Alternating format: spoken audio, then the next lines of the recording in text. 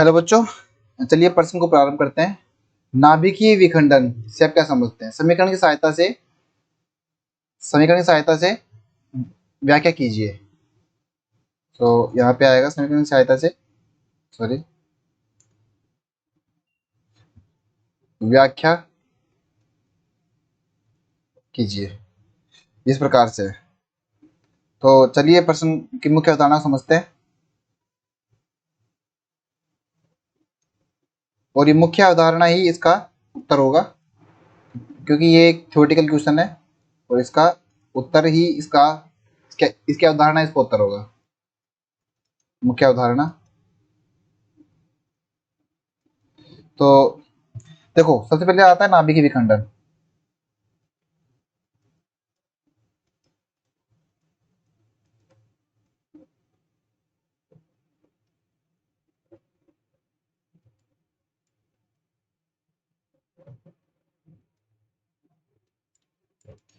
तो नाभिकीय विखंडन जो होता है, ये वह प्रक्रिया है जिसमें एक भारी नाभिक तो हल्के नाभिकों में विभक्त होता है। एक भारी नाभिक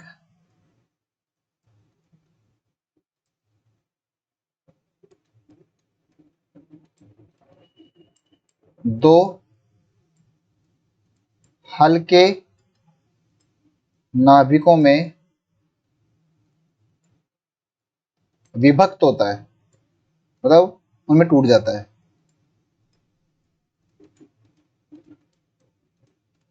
ठीक है, यह क्रिया सामान्य ताप दाब पर होती है।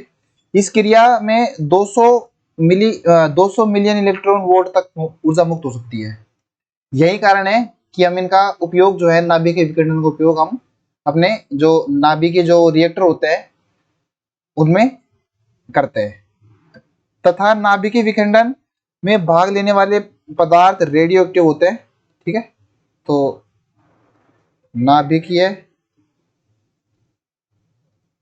विखंडन में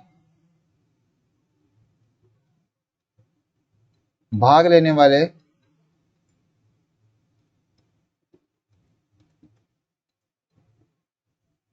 जो पदार्थ या मटेरियल होता है, रेडियो एक्टिव कहलाता है।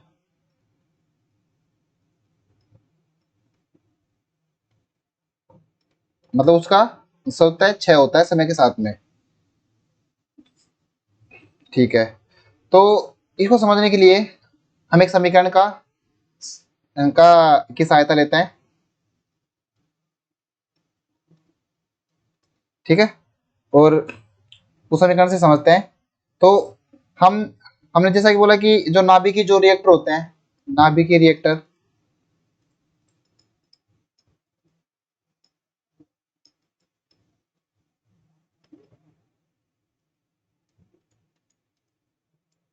उसमें यह नाभिकीय विखंडन की अभिक्रिया हम करवाते हैं। तो नाभिकीय रिएक्टर में हम उपयोग लेते हैं यूरेनियम 235 का, और इसका विखंडन हम करवाते हैं। तो चलिए भी इसका विखंडन करवा के देखते हैं कैसे होता है। तो हमारे पास में यहाँ पे एक यूरेनियम 235 होता है। ठीक है, 32 इसका परमाणु क्रमांक होता है। सॉरी, 32 नहीं होता, तो इसका परमाणु क्रमांक होता है 92।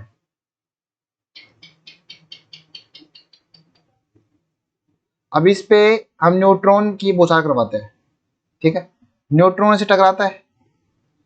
न्यूट्रॉन टकराने के बाद में एक अभिक्रिया होती है, और वो अभिक्रिया होती है, ये मान लो हमारा यूरेनियम है, उससे टकराता है।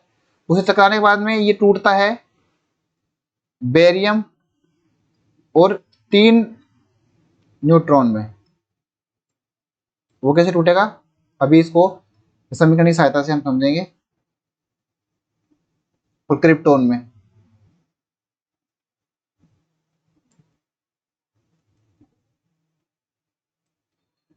और ये फिर से यूरेनियम से 235 से टकराएंगे, ये भी टकराएगा। सेम प्रकार से ये भी समान प्रकार से इसे टकराएगा यूरेनियम से। और ये मतलब ऐसे एक चेन रिएक्शन स्टार्ट हो जाती है, और ये चेन रिएक्शन चलती रहती है जब तक कि इसे D2O से रोका ना जाए। ठीक है, तो अब ये इसमें जब ये न्यूट्रॉन से टकराता है तो मतलब इसमें कौन सी अभिक्रिया होती है उसको समझते हैं। तो वो अभिक्रिया कौन सी होती है, अभिक्रिया। ठीक है, तो यहाँ पे जब एक यूरेनियम से एक न्यूट्रॉन टकराता है, ठीक है, तो वह यूरेनियम टूट के एक तो बेरियम बनता है, बेरियम 56, बेरियम 146 प्लस बनता है क्रिप्टन,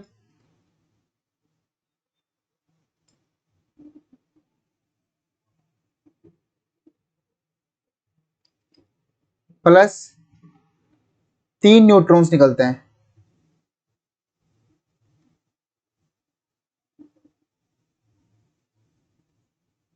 प्लस कुछ ऊर्जा निकलती है। ठीक है, तो ऐसा होता है। तो 8 6 2 8 8 और 3, ठीक है, ये सारा मतलब ये अभिक्रिया संतुलित होनी चाहिए, और ये इसकी अभिक्रिया होती है। तो क्योंकि यहाँ पे जो ये ऊर्जा निकलती है, इस ऊर्जा का मान जो है इस पर्टिकुलर इस अभिक्रिया के लिए लगभग 200 मिलियन इलेक्ट्रॉन वोल्ट होता है। इतनी ज़्यादा ऊर्जा का इस्तेमाल हम जो है ऊर्जा उत्पादन के लिए कर सकते हैं, ऊर्जा उत्पादन के लिए करते हैं, कर सकते हैं। इसलिए इस अभिक्रिया का जो उपयोग है वो नाभिकीय रिएक्टरों में,